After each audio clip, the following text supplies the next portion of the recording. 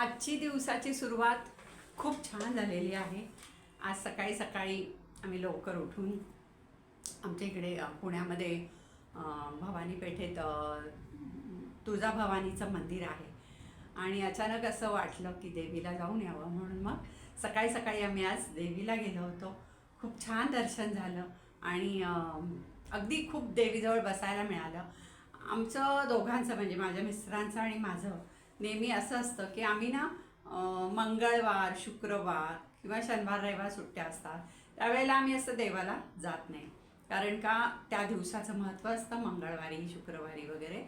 पण मग इतकी गर्दी असते ना की असं वाटतं की आपण आपल्या आईजवळ म्हणजे देवीजवळ जातो तर तिच्याजवळ शांतपणे आपल्याला बसता आलं पाहिजे, शांतपणा मिळाला पाहिजे, म्हणून आम्ही असं मधल्या वारी कुठच्या तरी जाऊन येतो.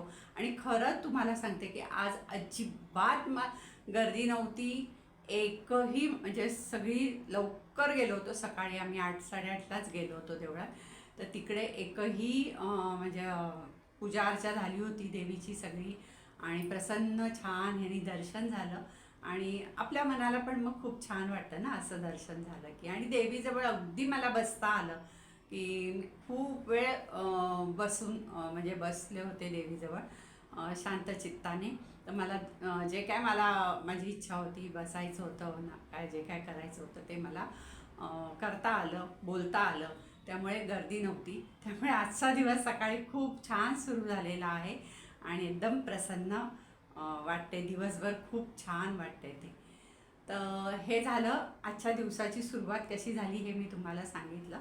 पण मला ना म्हणजे मी आजचा व्हिडिओ करायचं म्हणजे हे विषय असा आहे की मी गेल्या महिन्यात एक व्हिडिओ केला होता की स्वामींच्या नावाखाली जी फसवणूक चालली आहे तर ती म्हणजे हे खूप चाललं आहे स्वामींच्या ह्याच्यावर. यूट्यूबवर तर खूपच चाललं आहे, फेसबुकवर पण खूप चाललं आहे असं की असं करा तसं होतं, तसं करा असं होतं, किंवा बऱ्याचशा गोष्टी त्यात सांगितल्या आहेत मी काय काय होतं. आणि त्यात माझं जे म्हणजे आम्हाला जे उदाहरण होतं म्हणजे ते गुरूंच्या बाबतीत ते मी एक सांगितलं आहे. ह्यांच्या मित्राच्या बाबतीत काय झालं ते तर त्याच्यावर खूप लोकांनी म्हणजे हे झाले, माझे व्ह्यूअर्स आहेत त्यांनी कमेंट केले. तर बऱ्याच जणांचं म्हणणं असं आहे की जर का असं होतंय तर मग स्वामी त्यांना शिक्षा का करत नाहीत किंवा हे असं कसं होऊ शकतं. तर ह्याला आता हे बघा, आता माणसं हे कलियुग आहे, काय करतील ह्याला हे नाही. देवाने तुम्हाला बुद्धी दिली आहे, तुम्हाला म्हणजे त्या बुद्धीचा वापर करून तुम्ही ठरवायचं की तुम्ही फसायचं की नाही फसायचं, तुम्ही कोणाकडे जायचं की नाही जायचं. आणि बऱ्याच लोकांना माहीत असेल किंवा माहीत नसेल तर माहिती नसेल तर मी सांगते की मी जी नित्यगुरुवाणी वाचते, माझे सद्गुरू आहेत परमपूज्य रामकृष्ण सरस्वती क्षीरसागर स्वामी, हे नगरचे आहेत.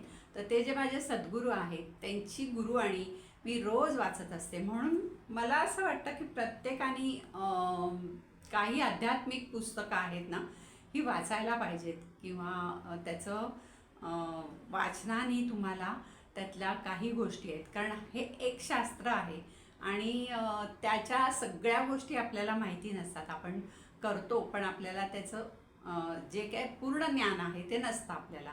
त्यामुळे मला असं वाटतं ह्या आध्यात्मिक बाबतीत ज्या काही म्हणजे असे गुरूंची गुरुवाणी किंवा हे जे काय आहे ना ही पुस्तकं वाचायला पाहिजेत. त्यामुळे आपलं ज्ञान वाढतं आणि आपण कुठे जायचं नाही म्हणजे फसवू शकत नाही कोणी आपल्याला, असं मला तरी वाटतं. हां, तर ते मी गुरुवाणीतनं जे काय मी वाचते किंवा जे काय माझ्या महाराजांनी सद्गुरूंनी सांगितलेलं आहे ते मला असं वाटतं तुम्हाला पण सांगावं. कारण मागे मी प्रत्येक व्हिडिओत सांगते, तरी ह्या व्हिडिओत पण मी परत सांगते की नवीन व्ह्यूअर्स असतात म्हणजे सबस्क्रायबर्स असतात त्यांच्यासाठी की गुरु आणि सद्गुरू ह्याच्यामध्ये खूप फरक आहे.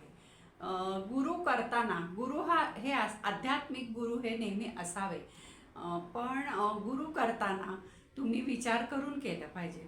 उठसूट कोणीही म्हणजे गुरु झाले आणि त्यांनी तुम्हाला काही सांगितलं तर हे तुम्हाला देवानी बुद्धी दिलेली आहे, तर त्या बुद्धीचा वापर करून तुम्ही पडताळून पाहायला पाहिजे की आता देवानी तुम्हाला दिलंय त्याचा विचार न करता तुम्ही जर कुठे गेलात, तुम्ही कसेही वागलात, तर प्रत्येकाला देव काय हे करू शकणार आहे ना.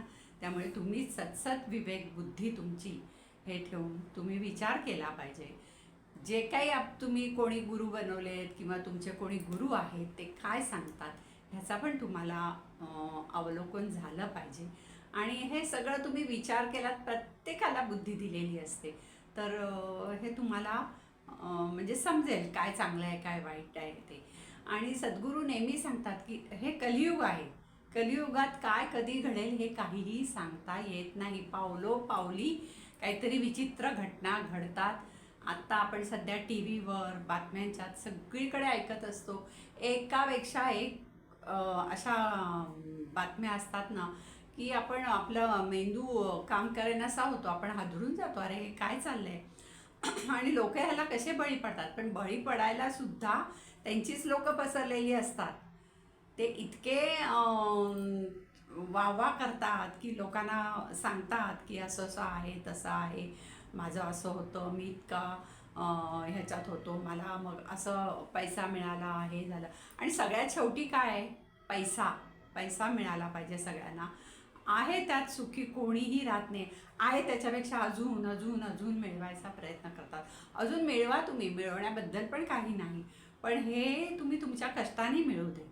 तुमचे कष्ट तुम्ही करा, त्या कष्टातनं तुम्हाला जो हे मिळेल ना त्याचा तुम्ही छान उपभोग करा. आणि नेहमी सद्गुरूंनी हेही सांगितलेलं आहे की जर तुम्हाला 100 रुपये मिळाले, म्हणजे एक उदाहरण म्हणून मी सांगते, जर 100 रुपये मिळाले तर त्यातला प्रत्येकाने ठरवायचं किती द्यायचे ते, पण अगदी कमीत कमी म्हणजे 1 रुपया तरी तुम्ही देवासाठी काढला पाहिजे.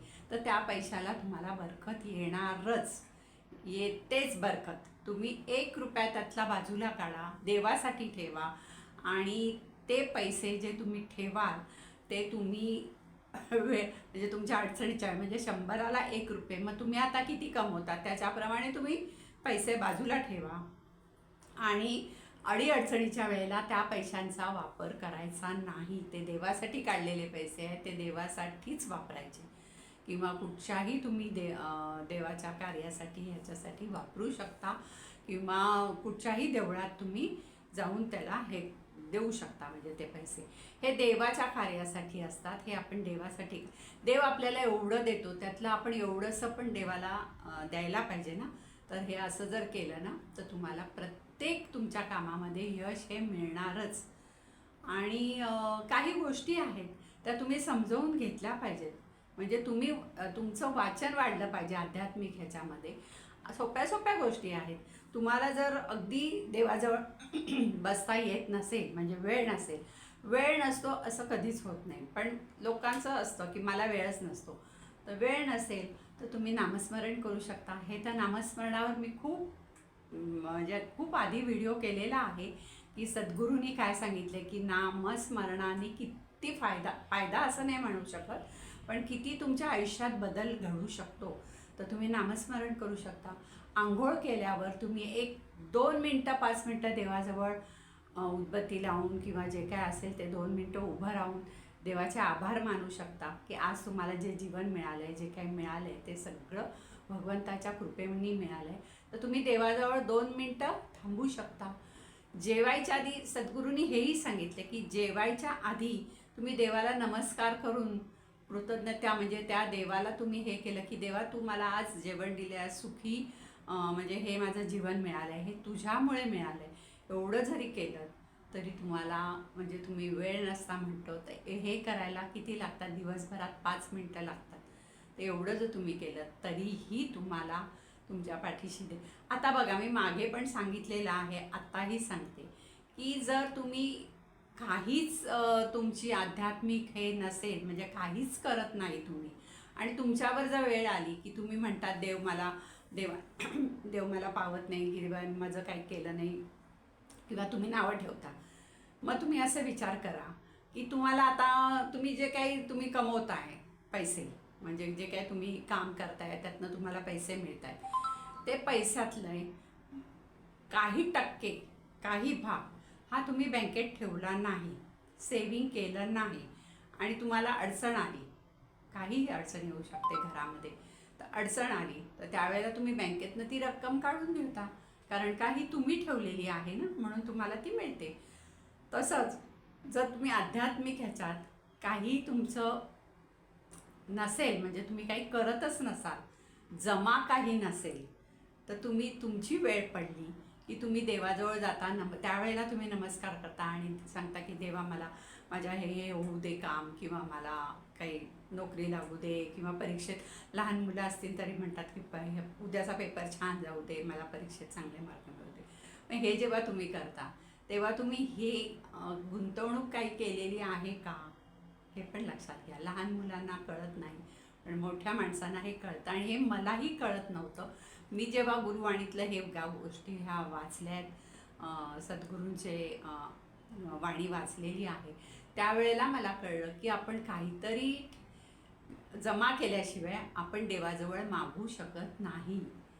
आपण कोणत्या तोंडाने मागणार आहे, जर आपण जमाच काही करत नाही, काही करतच नाही, तर आपण कसं काय मागू शकतो देवाला.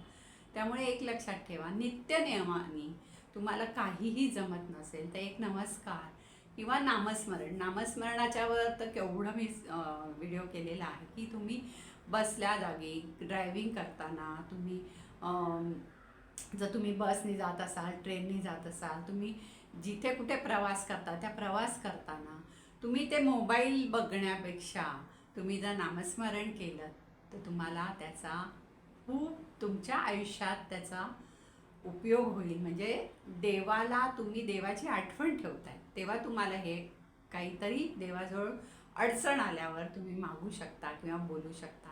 जर तुम्ही काहीच केलं नाही तर तुम्ही कसे काय मागू शकता, आणि देव तरी तुम्हाला कसं देईल. देव देतो, देव सगळ्यांनाच देतो, आणि हे ज्या गोष्टी आहेत हे आपल्या प्रारब्धाप्रमाणे आपल्याला मिळतात. आपल्या प्रारब्धात जे असेल लिहिलेलं असेल, आपण जन्माला येतो त्यावेळेला नक्षत्र ग्रह जे काही हे असतं त्याच्यावरनं आपली कुंडली म्हणजे पत्रिका बनते, आणि त्या ह्याच्यानुसार आपले जे भोग आहेत गतजन्मीचे ते भोग भोगावेच लागतात. दुसऱ्याचं चांगलं झालं मग माझं का नाही होत, त्याचे प्रारब्ध चांगलं असेल तर त्याला पटकन मिळतं. तुमच्या प्रारब्धात जर तुम्ही मागच्या जन्मी काय केले, आता हे जे आहे ना ह्याच्यावर पण खूप वाद आहेत. म्हणजे आमच्या घरात माझ्या मुलाला वगैरे पण, म्हणजे कोणाला मुलीला वगैरे हे पटत नाही. म्हणजे प्रारब्धात जे मागच्या जन्मीचं आहे त्याचे भोग आपण ह्या जन्मी भोगतो हे पटत नाही. मग ते मला विचारतात की ह्या जन्मी चूक केली की तेव्हाच्या तेव्हा शिक्षा का नाही होत. आता हे सगळं देवाचं हे जे आहे ह्याच्यामध्ये आपण न्याय देणारे कोणी नाही आहे. पण जे काय मी गुरुवाणीमध्ये वाचते, जे काय माझं ज्ञान आहे, माझं ज्ञान म्हणजे मी सद्गुरूंनी जे सांगितले ते सद्गुरूंनीचं ज्ञान आहे, ते मला जे काय कळलं आहे ते मी तुम्हाला सांगण्याचा प्रयत्न करते. त्यामुळे असे बरेच लोकांनी मेसेजमध्ये कमेंटमध्ये म्हटलेलं आहे की देव अशा लोकांना शिक्षा का करत नाही, की स्वामींच्या नावाखाली जे लोक दुसऱ्यांना फसवतात, अडल्या नडलेल्यांना फसवतात, त्यांना शिक्षा का करत नाही. तर हे सगळं त्यांचं जे काय आहे ते त्यांना नंतर भोगावंच लागणारच आहे. पण आपण नाही त्याच्यात काही हे ढवळाढवळ करू शकत. फक्त आपण एवढंच करू शकतो, आपल्याला देवानी बुद्धी दिलेली आहे, मेंदू दिलेला आहे, तर त्याचा वापर करून आपण गुरु करताना किंवा आपण कोणाजवळ जाताना अडीअडचण आली की आपल्याला आठवण येते. मग देव काय असं तुम्हाला पटकन, म्हणून मी तुम्हाला सांगितलं की जर तुमची जमा काही नसेल देवाजवळ, तर तुम्ही जसं बँकेत जमा असेल तरच तुम्ही पैसे काढू शकता. देवाजवळ जर तुमचं काही नसेल तर तुम्ही कसं काय मागू शकता.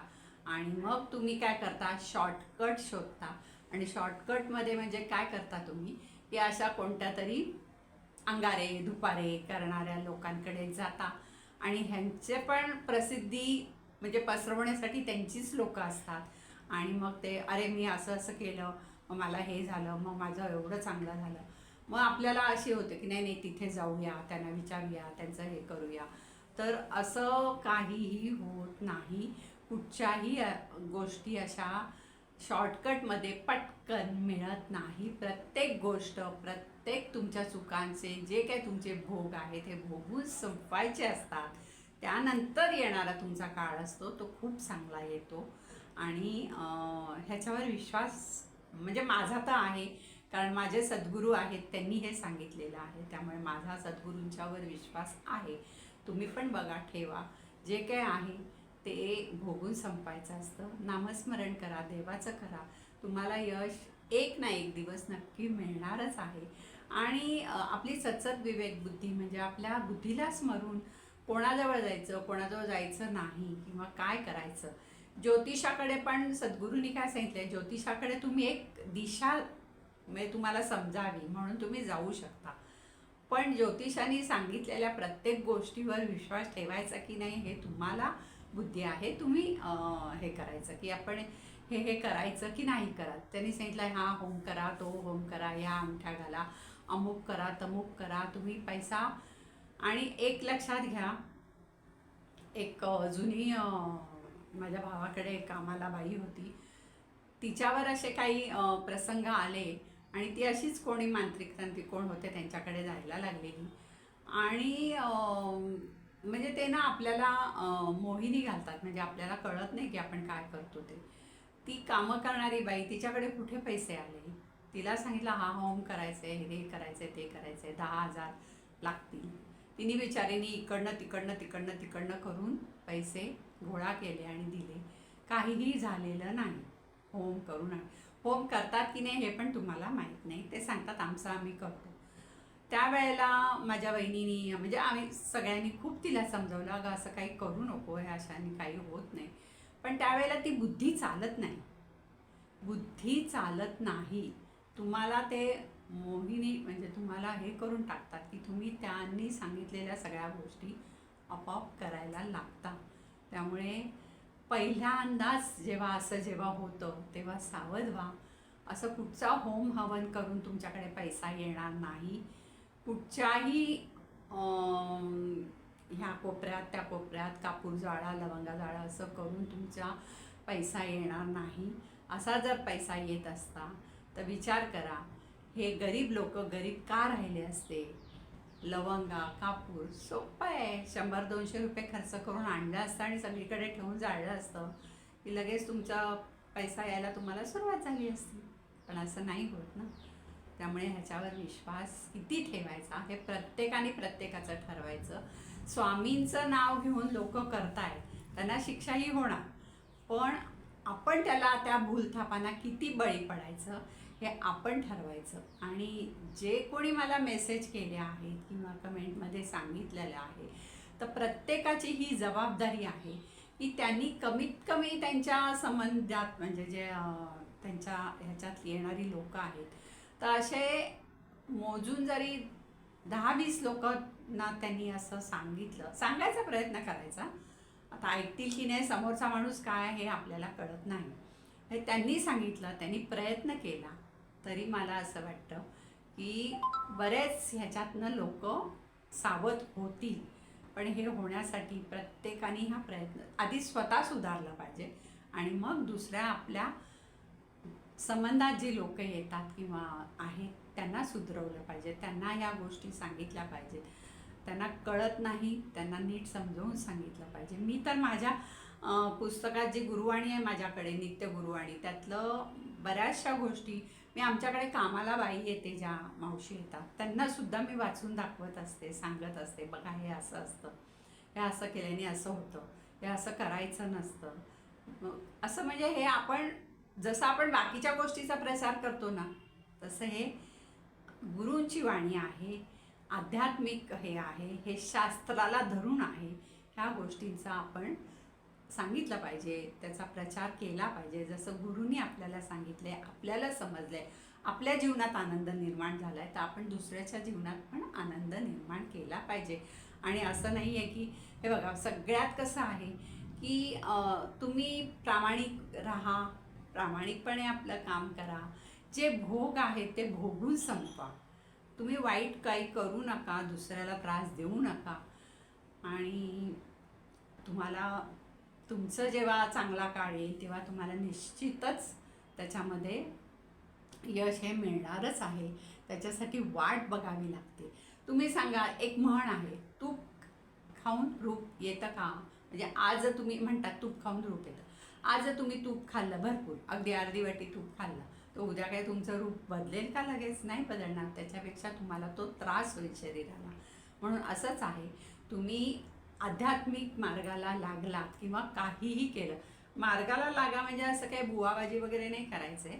आपले जे तुमचे जे कोणी हे असतील, सद्गुरू असतील, तुमचे जे हे असेल, म्हणजे कुलदैवत आहे, आपली देवी आहे, नंतर आपली तुळजाभवानी, खंडोबा, जे काय तुमचं कुलदैवत असेल, आराध्य दैवत तुमचं जे काय असेल, त्यांचं नामस्मरण करा, त्यांची भक्ती करा, तुम्हाला आपोआप चांगला कळेल. ह्याच्यामध्ये मी एक उदाहरण सांगते तुम्हाला.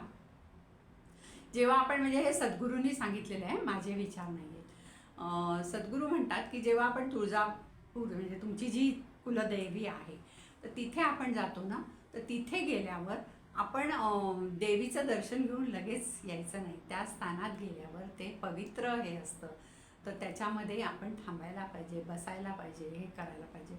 तर 2 वर्षापूर्वी आम्ही जेव्हा तुळजापूरला गेलो, तर माझी नात आहे, जाताना तिला थोडं बरं नव्हतं, मध्ये तिला ताप आला, मग औषध वगैरे दिलं, आम्ही घेऊन गेलो होतो आणि मग कारमध्ये ती झोपूनच गेली. आणि तिथे आम्ही गेल्यावर ह्याच्यावर गेलो हॉटेलवर, तर तिथे तिने छान, मग ती फ्रेश झाली, मग तिला आंघोळ घातली, कारण सकाळी घातली नव्हती म्हणून आंघोळ घातली, आणि आम्ही सोलापूरला उतरलेलो. मग आम्ही तुळजापूरला गेलो संध्याकाळी. जाताना ती छान होती, मस्त तिचे तयार वगैरे होऊन तिला मी नेलं, आणि तिथे गेली, आणि देवळात गेल्यावर तिला म्हणजे सकाळी ताप आला होता निघताना, पण देवळात गेल्यावर तिला ताप आला परत, आणि तो ताप इतका वाढला की तिला असं सारखा म्हणजे असं हे व्हायला लागलं, कारण अंग असं खूप तापलेलं तिचं. आणि माझा मुलगा काय म्हणाला की आपण ना पास काढू आणि पटकन दर्शन घेऊ आणि जाऊ हॉटेलवर. तर त्यांनी काही पैसे भरून वगैरे पास काढले आमचे. पण ते मला काय असतं, मी गुरुवाणी वाचते, महाराजांचं हे वाचते मी गुरुवाणीतलं, तर जे मला माहीत होतं, माझ्या मनाला कुठेतरी होतं, आपण एवढ्या लांबून देवीला, म्हणजे आपल्या आईला भेटायला येतो, आणि आपल्या आईला असं दर्शन घ्यायचं, पास काढायचे, पैसे भरायचे, दर्शन घ्यायचं आणि लगेच जायचं, हे माझ्या मनाला पटलं नाही. म्हणजे हे गुरुवाणीमुळे मला सद्गुरूंनी जे सांगितलं ते मला वाटतं की तिथे आपण थांबायला पाहिजे, बसायला पाहिजे. तर पण आता हिलाही बरं नव्हतं, ताप आलेला त्यामुळे, आणि तिची आई म्हणजे माझी सून त्यावेळेला तिथे नव्हती. तर आम्ही काय केलं, विचार केला की ठीक आहे, चला पास काढून आपण दर्शन घेऊ देवीचं, आपण एवढं लांब आलो आहे दर्शनासाठी, तर दर्शन घेऊ आणि जाऊ. पण आमची, तुम्हाला खोटं वाटेल की आमची लाईन, म्हणजे जे काय आम्हाला पास काढल्यावर ते शॉर्ट अभिषेकच्या ह्याच्यातनं, अभिषेक जे करायची लाईन असते त्यातनं सोडतात, पण अभिषेकचा टाईम असतो, तो टाईम संपल्यावर अभिषेक बंद करतात. तर त्या लाईनीतनं गेलो आम्ही, दर्शनाच्या लाईनीत गेलो नाही, दर्शनाची लाईन खूप मोठी होती. आणि मग तिथून आम्ही गेलो, आणि ते जे गेट होतं ना, ते आमच्या पुढे 2 माणसं होती, आणि ते गेट बंद झालं. त्यांनी सांगितलं आता तुम्हाला थांबावं लागेल, अर्धा तास 1 तास लागेल, कारण आत्ता अभिषेक संपलेले आहेत, आता देवीची आंघोळ होईल, त्याच्यानंतर साजशृंगार होईल, म्हणजे देवीला पूर्ण सजवतात, आणि त्याच्यानंतरच आम्ही दर्शनाला सोडणार. आणि आता असं, म्हणजे तिथे आम्हाला थांबावं हे लागलंच. त्या ह्याच्यात मला खूप आनंद झाला.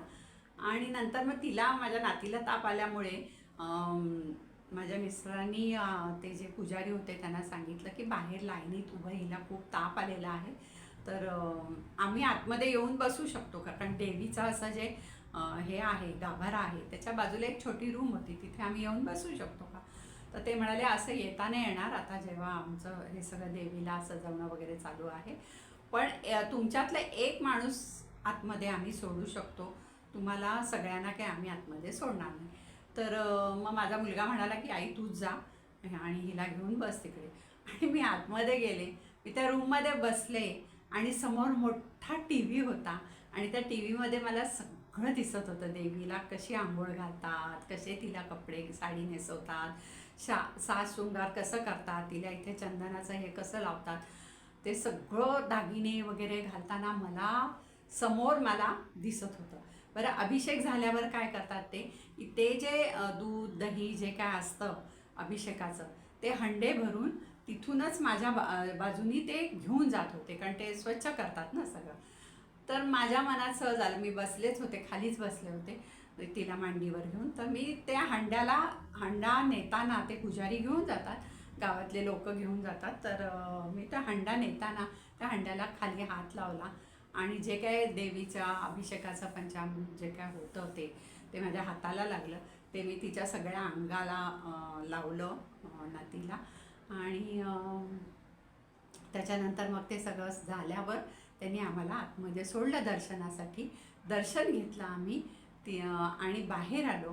आणि तुम्हाला खोटं वाटेल की फक्त एवढा तिला ताप आलेला, आणि आम्ही औषध नेलं नव्हतं, कारण निघताना तिला ताप नव्हता. आम्हाला वाटलं तर दर्शन घ्यायचं आणि लगेच आपण हॉटेलवर जायचं आहे. तर तिला एवढा ताप होता अंगात. फक्त ते मी देवीच्या अभिषेकाचं जे दूध दही असतं ते तिला लावलं अंगाला आणि तिचा ताप गेला. त्यानंतर तिला ताप आलाच नाही. आम्हाला औषध द्यायची पण गरज पडली नाही. म्हणजे तिथे बसलो आम्ही देवीच्या जवळ. म्हणजे माझी जी इच्छा होती की आपल्या आईजवळ आलोय आपण, तर आपल्या आईजवळ बसायला पाहिजे. आता आईशी म्हणजे देवीशी आपण गप्पा म्हणजे आपण मनातनं बोलू शकतो, देवीला कळतं. तर आपण तिथे खूप छान ह्यानी मला बसायला मिळालं. टी व्हीमध्ये मला सगळं बघायला मिळालं आणि इतकं म्हणजे त्या दिवशी मला प्रसन्न वाटलं. म्हणजे असा एक देवसुद्धा तुम्हाला जाणतो. जर तुम्ही मनापासून जे करता ना, तर त्यावेळेला तुम्हाला देवसुद्धा जाणतो. आता हे भ्रष्टाचार बरं सगळं निघालं आहे. तुम्ही म्हणता असं हे होतं ते होतं ते होतं. कुठे भ्रष्टाचार नाही. जिथे देव आहे आणि जिथे जिथे मोठी मोठी देवस्थानं आहेत तिथे सगळीकडे हे चालतं. आता तुळजापूरला पण काय आहे की पासेस ते गुरुजी असतात, ते आपण आलो तिथून का तिथे पूजा अभिषेक सगळं विचारतात आपल्याला. तुम्हाला पास पाहिजे का, तुम्हाला क्विक म्हणजे पटकन दर्शन मिळेल वगैरे, असं तसं पटकन तुम्हाला 10 मिनिटात बाहेर पडा. अरे तुम्ही एवढ्या लांबून देवाला येता आणि पटकन का जायचं असतं तुम्हाला? थांबा ना जरा देवाजवळ, आपल्या आईजवळ थांबा ना जरा. आणि असंच पासेस वगैरे घेतात. अर्थात आता माझ्या मिस्टरांना आम्ही घेऊन गेलो होतो आत्ता गेल्या महिन्यात 2 महिन्यापूर्वी. तर त्यावेळेला त्यांना स्ट्रोक आला होता आणि मागे मी त्याच्यावर पण व्हिडिओ केला होता. आणि त्यांना त्यातून ते बरे झाल्यावर त्यांची इच्छा होती की आपल्या आईला म्हणजे देवीला भेटून यायचं, म्हणून आम्ही तुळजापूरला गेलो होतो. तर तिथे आम्ही गेल्यावर आम्ही देवळात माझ्या पुतण्या पण आमच्यासोबत होता.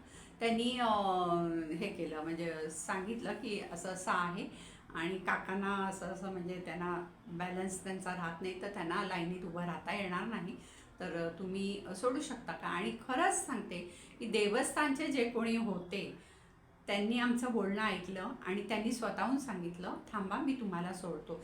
एकही पैसा न घेता त्यांनी आम्हाला जिथून बाहेर पडतात ना तिथून आम्हाला आतमध्ये नेलं आणि पूर्ण आम्ही देवीसमोर उभं राहिलो. म्हणजे तुम्हाला खोटं वाटेल, देवीसमोर उभं राहिलो, आम्हाला छान दर्शन मिळालं. गेल्यापासून 5 ते 10 मिनटाच्या आत देवळात गेल्यापासून आम्ही व्यवस्थित दर्शन घेऊन बाहेर आलो. आता हे झालं. त्याच्यानंतर माझ्या पुतण्याच्या ऑफिसमधले कोणी आले होते, तर असंच फोनवर बोलणं झालं. ते 5 जण होते आणि तिथूनच येताना म्हणजे देवळाच्या आत शिरतानाच ते पुजारी सांगतात की तुम्हाला दर्शन मिळेल, असं होईल, 10 मिनटात तुम्ही दर्शन घेऊन बाहेर पडाल असं. आणि त्यांनी जे कोणी पुजारी होते त्यांनी माणशी 500 रुपये, म्हणजे 5 जण होते, 5 जणांचे 2500 त्यांनी दर्शनासाठी घेतले. आणि असं काही 10 मिनटात वगैरे नाही, त्यांनाही थोडं फक्त अभिषेकाच्या लाईनीतनं त्यांना सोडलं, दर्शनाच्या लाईनीतनं सोडलं नाही. अभिषेकाची लाईन संध्याकाळी म्हणजे लहान असते, छोटी असते, तर त्यांना सोडलं तिकडनं वेगळ्या जिन्यानी. आणि थोडा वेळ तर त्यांना थांबावंच लागलं. पण तुम्ही विचार करा की आज आपण आपल्या आईला भेटायला जातो आणि पैसे देऊन पटकन दर्शन घेण्यासाठी 2500 रुपये दिले आणि तुम्ही दर्शन घेतलं. पण तेच तर तुम्ही म्हणजे तुम्हाला खरंच जर तुम्हाला शारीरिक प्रॉब्लेम आहेत, वय आहे झालेलं, तर तुम्ही जर तिथे सांगितलं तर तुम्हाला ते दर्शनासाठी सोडतात. असे पैसे लाच देऊन घ्यायची गरज नाही आहे असं मला वाटतं. पण तुम्ही मनापासून गेला ना तर तुम्हाला खरंच दर्शन हे छान होतं, तुमचं मिळतं.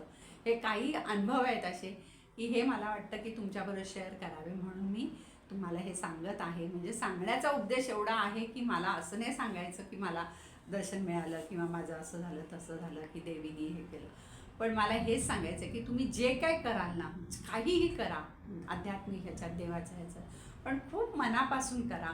दुसऱ्याला नावं ठेवू नका, दुसऱ्याचे उणीधुणी काढू नका, सत्याने वागा. तुमचं जे काम आहे आयुष्यात, जे काही असेल, विद्यार्थी असेल तर त्याने अभ्यास केला पाहिजे, घरातली मुख्य बाई असेल तर तिने घरातल्या सगळ्या लोकांची काळजी घेतली पाहिजे, पुरुष असेल तर त्यांनी त्याचं जे काम आहे ते काम छान प्रकारे केलं पाहिजे. म्हणजे जे काय ते ऑफिस आहे ते जे काय असेल ते असं प्रत्येकाने आपापलं काम प्रामाणिकपणे आणि मन लावून करा. आणि काही जे गोष्टी आहेत ह्या भोगून संपवा. त्याच्यासाठी शॉर्टकट लावू नका. शॉर्टकट करायला गेलात ना की तुम्ही त्याच्यात गोल गोल गोल फिरून रुतत जाता आणि एक दिवशी मग तुम्ही सगळं गमावून बसता किंवा बर्बाद होता आणि मग तुम्हाला सुचतं की अरे मी हे असं का केलं. त्यामुळे हे बघा, ज्यांनी त्यांनी विचार करा. देवानी देव अशा दुष्ट लोकांना शिक्षा देणं म्हणजे हे कलियुग आहे, तर शिक्षा देण्यापेक्षा चांगल्या लोकांना त्यांनी बुद्धी दिलेली आहे, त्या बुद्धीप्रमाणे वागा. नेहमीच तुमच्या पाठीशी देव असतो आणि असणारच आहे. हे ज्यांनी त्यांनी त्याचं त्याचं ठरवायचं आहे. ह्याच्यामध्ये मी काही असं हे सांगत नाही. पण हे खूप वाचन केलं तुम्ही आध्यात्मिक ह्याच्यात, म्हणजे कोणतीही पुस्तक वाचू नका. सद्गुरूंची मिळाली तर नक्कीच वाचा आणि अशा त्याच्यातनं तुम्हाला ज्ञान मिळेल आणि तुम्हाला कसं वागायचं आयुष्यात, पुढे काय करायचं हे तुम्हाला ठरवता येतं. आणि विश्वास ठेवा. विश्वास ठेवणं देवावर, म्हणजे सद्गुरूंनी हेही सांगितलं आहे की तुम्ही देवाला तुमच्या अडचणी सांगता. तुम्ही सांगता की देवा मला ही अडचण आहे, मग तुम्ही आता देवाच्या रोज काही करताय आणि मग वेळ आली की तुम्ही देवाला अडचण सांगता. देवाला अडचण सांगितली की तुम्ही चिंता करत राहता, हे मग उद्या होईल का, ते परवा होईल का, मग ह्याच्यात मला यश मिळेल का, हे असं होईल का, तसं होईल का. आता तुम्ही देवावर सोपवलंय ना, मग सद्गुरू हेच म्हणतात की तुम्ही देवाला एकदा सांगितलंय ना, मग देव बघून घेईल. तुम्ही निर्धास्त राहा. तुम्ही जर काळजी करत राहिला, तुम्ही जर त्या गोष्टीची चिंता करत राहिला तर देव म्हणतो, देव काय म्हणेल, अरे मला सांगितलं आणि हाच हे करतो. मग ती काळजी आहे ती देवावर सोडा, देव तुमचं प्रश्न सोडवेल. असं ह्याच्याकडे जायची तुम्हाला गरज पडत नाही. मनापासून सांगा, देवाजवळ प्रार्थना करा, तुम्हाला नक्कीच त्यातनं मार्ग मिळेल. बघा, तुम्हाला पटतंय का? पटत असेल तर प्रत्येकाने स्वतः सुधारा आधी आणि मग त्याच्यानंतर आपल्या आजूबाजूच्या लोकांना सुधारायचा प्रयत्न करा. धन्यवाद.